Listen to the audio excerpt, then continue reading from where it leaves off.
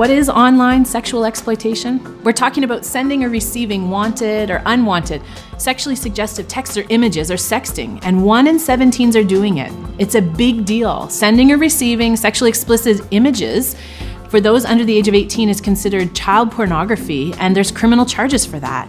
It's also illegal to share someone's images without their consent. So what do the numbers tell us? 40% do it as a joke. 12% feel pressured to do it. 17% of sexters share what they receive with others.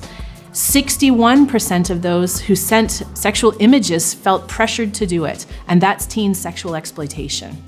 A teen whose image has been shared might be overly secretive or anxious about her phone. You might find her deleting the history on the computer or overreacting when you pick up her phone. You might notice a change in her grades or behavior. You might see her crying or seeming isolated from friends. And all of this can cause trauma, but you can help. In these situations, teens often fall into an idea of moral disengagement, thinking, I can forward this image because everyone else is doing it, or I can send an image because everyone else does, thinking that ethical standards don't apply to them.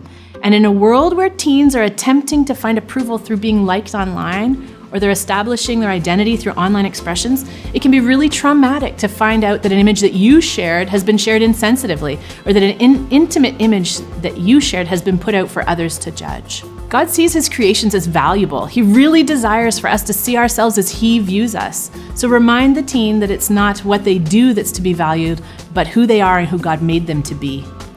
Teens whose images have been shared are experiencing embarrassment, maybe bullying, loss, objectification, and shame. And that can lead to hopelessness. So what can you do about that?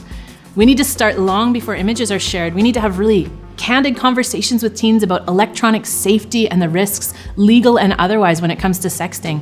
And we need to make sure that they're living out their online life the way they do with the rest of their life. And we need to bring hope. We can step into their lives and remind them they're not alone. We can help build optimism for the future.